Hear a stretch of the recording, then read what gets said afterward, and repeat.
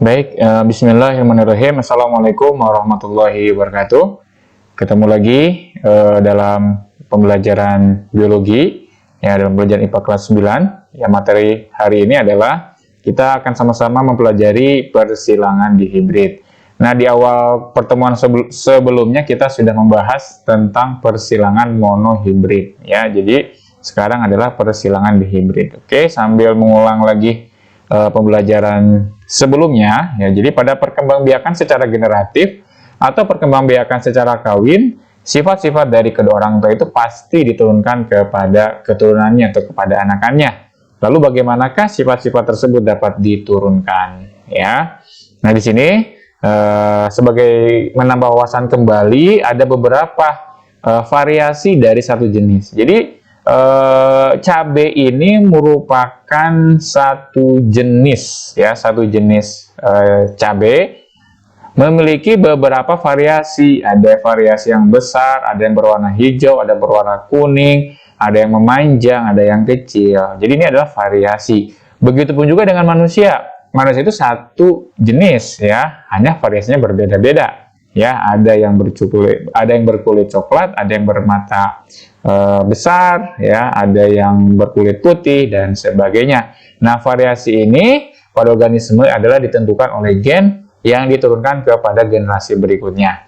Nah, kemarin Ustadz sudah memberikan contoh bahwasanya setiap di dalam tubuh kita itu ada kromosom. Nah, di sini ada jumlah-jumlahnya, ya. Manusia memiliki 46 kromosom sel tubuh atau 23 pasang sel tubuh, lalu sel gametnya setengah dari sel tubuh, kurang lebih 23 sel gamet.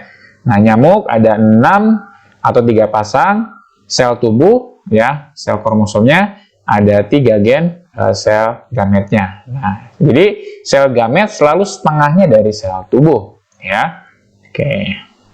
Nah, lalu yang menemukan pertama kali pewarisan sifat itu adalah Bapak Georg Johann Mendel, ya, disebut sebagai Bapak pendiri genetika. Nah, Bapak ini menemukan percobaan pada tanaman elcis, lalu menemukan bagaimana hukum pewarisan sifat Mendel. Jadi hukum satu itu adalah tentang hukum segregasi secara bebas.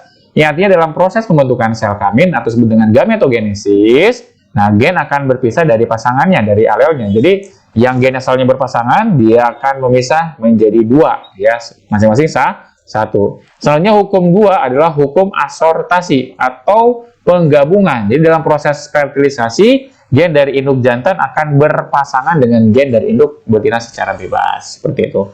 Nah, di sini juga harus kalian pahami bahwasanya ada simbol-simbol dalam penentuan persilangan. P itu adalah untuk parents atau sebagai induk, F itu adalah filial sebagai anakan, G itu adalah gamet atau sel kelamin, sedangkan genotip adalah susunan gen di dalam tubuh. Nah, kami simbolkan dengan huruf, ya, ada yang T besar, ada yang T kecil, ada yang B besar, ada yang B kecil. Lalu sifat fenotip adalah sifat yang tampak, misalkan T, genotipnya adalah T, maka fenotipnya misalkan tinggi. B besar, misalkan genotipnya B, maka fenotipnya adalah bulat, ya. Sedangkan homozigot adalah individu yang memiliki pasangan gen yang sama persis, baik yang dominan semua atau resesif semuanya. Misalkan M besar, H besar, M kecil, dan H kecil.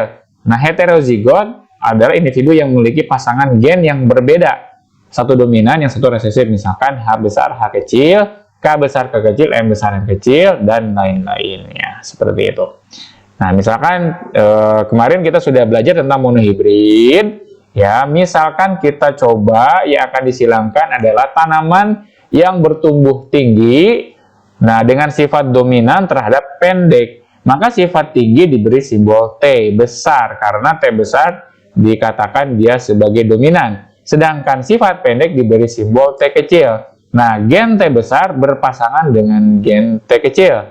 Nah, sifat yang muncul adalah sifat dominan, yaitu sifat tinggi. Sedangkan heterozigot dinyatakan dengan huruf gen dominan terlebih dahulu. Misalnya T besar, T kecil. Nah, sifat fenotip yang merupakan sifat yang tampak dari luar. Jadi, misalkan T besarnya adalah genotipnya, maka sifat yang tampaknya itu menjadi tinggi, gitu. Nah, lalu eksperimen Mendel yang pertama adalah dia menyilangkan, ya, sebagai parentnya adalah tanaman tinggi disilangkan dengan tanaman pendek. Nah, genotipnya T besar, ya, dikawinkan dengan T kecil. Nah, gametnya adalah T besar saja, ya, setengahnya dari sel tubuh. Sedangkan yang satunya lagi, ya, betinanya T kecil, maka T kecil saja. Lalu F1 adalah penggabungan setelah terjadi fertilisasi, maka genotipnya adalah T besar, T kecil. Maka fenotipnya adalah 100% tanamannya tinggi. Kenapa tanaman tinggi? Karena T besar itu dominan daripada T kecil. Nah, selanjutnya, ya, dicoba disilangkan sesama F1. Nah, F1 itu sebagai parent atau induknya adalah tinggi disilangkan dengan tinggi. Hanya genotipnya adalah heterozigot, T besar T kecil disilangkan dengan T besar T kecil. Nah, kemudian gametnya adalah T besar dengan T kecil saja. Ini juga sama, T besar dengan T kecil saja. Nah, selanjutnya, ya, sesama gamet ini digabungkan secara bebas. T besar dengan T besar menjadi T besar, T besar dengan T kecil menjadi T besar T kecil dengan T besar menjadi T besar T kecil menjadi T kecil. Maka hasilnya adalah, ya, fenotip yang tampaknya tinggi lawan pendek. Tingginya ada 3, 1, 2, 3, pendeknya ada 1, ya, seperti itu. Nah, itu tadi kita sudah membahas tentang monohibrid, ya. Jadi monohibrid itu satu sifat, ini tinggi dengan pendek, satu sifat, bulat dengan kisut, satu sifat, ya. Nah, selanjutnya kita mengulas lagi pada pertemuan sebelumnya bahwasanya di dalam sel itu ada inti sel, yang dimana di dalam inti sel itu terdapat 23 pasang kromosom, 23 pairs of chromosome. Nah, ini adalah untuk sel tubuh pada manusia. Nah, kromosom ini, ya, tersusun dari benang-benang. Nah, di dalam benang-benang itu terdapat gen, ya. Nah, di dalam gen terdapat struktur DNA-nya, seperti itu.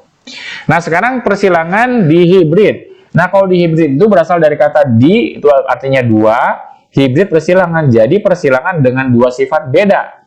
Misalkan sebagai induknya, kita ingin menyilangkan, ya, dua sifat tinggi dengan halus. Nah, kebalikannya pendek dengan kisut. Peot, ya, kalau bahasa Sundanya peot. Nah, tinggi itu disimbolkan sebagai dominan. Halusnya juga dia dominan. Sedangkan pendeknya adalah resesif. H-nya juga dia sebagai resesif yang tidak nampak, ya, tidak muncul. Nah, misalkan fenotipnya adalah tinggi, halus, pendek dengan kisut, maka gametnya adalah T besar, H besar, T besar, H besar, ya, setengahnya. Sedangkan yang sebelahnya betinanya T kecil, H kecil. Lalu ini digabungkan terjadi fertilisasi, ya, dalam proses persilangan secara generatif. Maka T besar, T kecil, H besar, H kecil, tinggi, halus. Selanjutnya, ya, sesama F1 disilangkan, keturunan pertama disilangkan dengan keturunan yang pertama. Nah, genotipnya adalah T besar, T kecil, H besar, H kecil disilangkan dengan T besar, T kecil, H besar, H kecil. Tinggi, halus disilangkan dengan tinggi, halus. Kita tentukan gametnya. T besar, H besar, T besar, H kecil, T kecil, H besar, T kecil, H kecil. Nih, ada 4 jenis gamet kalau dia ada 2 heterozigot, ya. Jadi dia ada 4 gamet. Begitu pun juga sama yang ini, dia juga punya ada 4 jenis gamet. Nanti ini disilangkan, ya. Berapa hasil keturunannya? Nah, keturunannya 4 kali 4, berarti ada 16, ya. 4 kolom ke bawah, 4 kolom samping, itu ada 4. Jadi ada 16 hasil, ya, keturunannya. Ada T besar, H besar, fenotipnya tinggi halus. T besar, H itu H besar, H kecil, tinggi halus. T besar, T kecil, H besar, tinggi halus juga. T besar, T kecil, H besar, H kecil, tinggi halus juga. T besar, H besar, H kecil, tinggi halus juga. T besar, H kecil, tinggi kisut. T besar, T kecil, H besar, H kecil, tinggi halus. Ya, ada berapa nih? Ada 16. Nanti kita kelompokkan yang tinggi halus ada berapa? Ada 9, 1, 2, 3, 4, 5, 6, 7, 8, 9. Jadi ada 9. Dengan genotip yang ada T besar, ada H-nya juga, H besar juga ya. Sedangkan yang pendek, jadi pendek itu pasti dia T kecil, T kecil. Ya nggak mungkin T besar, T kecil, dia pasti dia resesif. Sedangkan halusnya berarti dia ada H besarnya, ada 3. Jadi 9 banding 3, tinggi kisutnya ada 3, pendek kisut yang terakhir ini, pendek kisut itu ada 1. Jadi perbandingan untuk F2 dari dihibrid adalah 9 banding 2 banding 9 banding 3 banding 3 banding 1. Nah, tinggi kisut dan pendek halus merupakan genotip yang tidak dimiliki oleh kedua induk. Sifat ini muncul akibat persatuan genotip kedua induk yang homozigot. Ya, jadi kita nanti kalau misalkan melihat sebelumnya, bahwasanya tinggi kisut dan pendek halus merupakan genotip yang tidak dimiliki oleh kedua induk. Ya. Oke, nah hukum berpasangan secara bebas hukum de Mendel. Jadi setiap gen atau sifat dapat berpasangan secara bebas dengan gen atau sifat yang lainnya. Nah, hukum Mendel 2 ini hanya berlaku untuk gen yang letaknya berjauhan. Hukum Mendel 2 ini juga tidak berlaku untuk persilangan monohibrid. Jadi hanya berlaku pada persilangan lebih dari satu sifat ya, seperti itu. Nah, contoh lain dari persilangan di hibrid ini, contoh misalkan. Nah, bagaimana kita bisa menjelaskan persilangan di hibrid pada gambar di samping ini? Nah, kita lihat ini generasi yang pertama. Ya, kita tulis P, parent, ya. Bentuknya bulat, berwarna kuning. Dia dominan karena dia hurufnya besar, B besar, B besar, K besar, K besar, dia bulat kuning. Disilangkan dengan keriput, B kecil, berwarna hijau, K kecil, K kecil. Nah, lalu ini memiliki gamet atau sel kelamin B besar, K besar. Ini juga memiliki gamet B kecil, K kecil. Disilangkan menjadi generasi F1 yang menghasilkan keturunan dengan genotip B besar, B kecil, K besar, K kecil. Ya, jadi bulat kuning. Ya, disilangkan dengan sesama generasi F1. Jadi sama, dia bulat kuning dengan bulat kuning. Menghasilkan gamet yang berbeda karena dia ini heterozigot. B besar K besar, B besar K kecil, B kecil K besar, B kecil K kecil. Jadi ini gametnya kita simpan di sebelah sini. Yang ini di sebelah sini.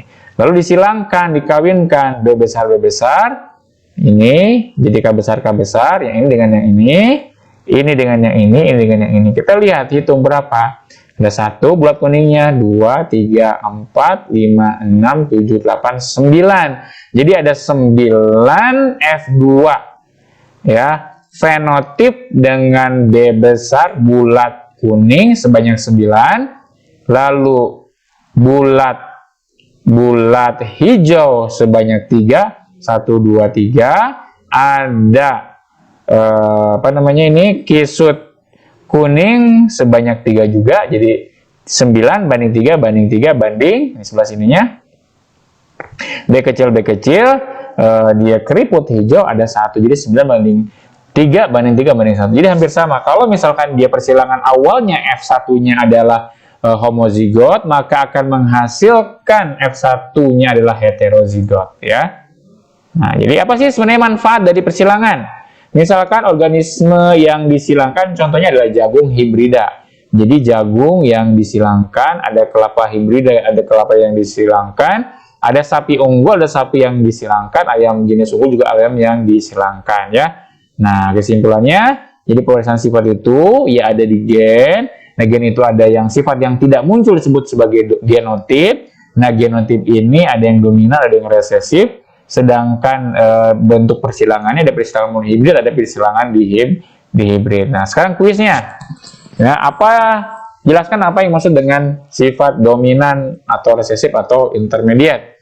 Jelaskan apa saja perbedaan persilangan monohibrid dan persilangan dihibrid. Yang 3, tumbuhan jambu air yang buahnya berwarna merah disilangkan dengan jambu air berwarna hijau. Bagaimana fenotip dan genotip S1-nya?